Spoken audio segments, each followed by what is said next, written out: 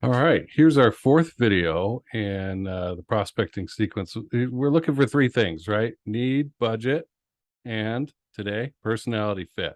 Okay. And I will know immediately when somebody says, really? You actually, there are some people you don't want to sell to? Really? You don't want everyone as your customer? I will know that they don't understand personality fit and they have probably never had a client from hell. And the first time you have a client from hell, you will know exactly what I mean. And you will think no one would want to go through that again. And so you will be on the alert for this kind of thing. And that's what personality fit is. In the coaching area, we look at, like, is a person coachable, trainable? Are they going to do the work? Are they ready to put in the effort? That kind of thing, right? There is no sense in bringing somebody on board when they're not ready to put in that kind of effort, because they're just going to do nothing and then blame you and then go for a refund later, probably, right? Some people will actually do nothing and just let the money sit there, but why get involved in that? If you're a web designer, seen this many times over the years, person complains to you about the last four designers they've hired and how they had to fire each one of them. I'd be digging. Really, what makes you say that? Okay. Hear the stories, because you don't want to be number five to be fired. Okay. That's just not where you want to be. So we're looking for, do they have a problem that we can solve? Do they admit to having it? Two, is that problem large enough to warrant our involvement? That's budget. Third, are they somebody that I would like to work with, that I can work with? Now, this isn't bringing them home for dinner and spending your off time with them, although I tend to like my clients a lot. But it is, can I work with them? Are they going to do what's necessary in order to get to the end result here? And if it's a done for you thing that you're offering, okay, they're not maybe involved in execution, but they could be involved in supporting you, right?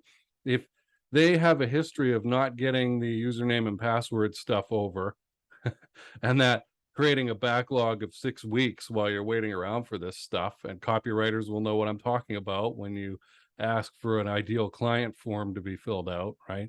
And that delays the whole thing. That's no fun, right? We want, as contractors especially, churn, right? We want clients to turn over, just like restaurants and their seating. I don't want one couple sitting at that table all night unless they're tipping a huge amount and buying lots of food and booze and stuff like that, right? I want that table to turn, stay there for 45 minutes, maybe an hour, something like that, then have another sitting, right? We look for this. So these are factors that I want you thinking about in terms of qualifying. Okay. Personality fit is the one that people, including me, sometimes, if you're desperate, you're going to want to sweep this under the rug. And believe you me, later on, when you come back to this, you're going to go, oh my God, I drove past so many red flags. I saw them and I just kept driving, because you want that order so bad. I've made the mistake in taking on a client who was not a good fit, because I wanted that type of customer. I wanted that kind of sale. I wanted to sell a particular service, hadn't done it before. Here was an opportunity. I could make the sale. And so I did. And deep regret on that, as a few years ago now. All right. So watch for this.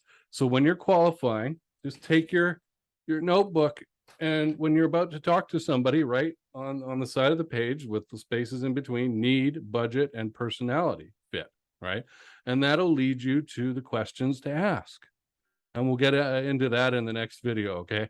I think I can do something on um qualifying, question asking, and then I want to do something about outreach, about how to begin this, especially with social media, because again, the whole thing that kicked this off was that so many people are so terrible with their direct outreach that they start the conversation off very badly. It turns off the customer, a potential customer, that lead.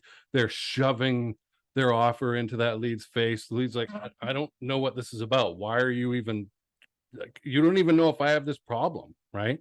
And now, can you see how much more organized you're going to be in approaching these people and go, okay, all right, I'm going to find out if they actually have the problem that I solve, and know they have it.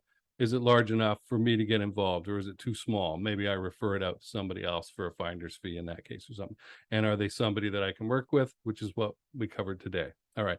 This whole thing was started off by Wes Schaefer, fellow sales trainer, putting out his 12 weeks to peak free program. If you want some accountability, it's a LinkedIn group and some goodies, things to do every day like this, right? I'm making this video. I'm tired today. I went to the coast for a pirate festival this weekend, saw some great friends. I don't drink, but it was a lot of driving and I'm tired, but I'm making this video. So if you need that kind of kick in the butt to get through the rest of 2022 and really do well, so that you finish on a very high note instead of a fizzle, go check out Wes Schaefer's 12 weeks to peak group. Okay. He's not paying me or anything to say this. I just know the guy knows what he's talking about, and go check that out. See you tomorrow.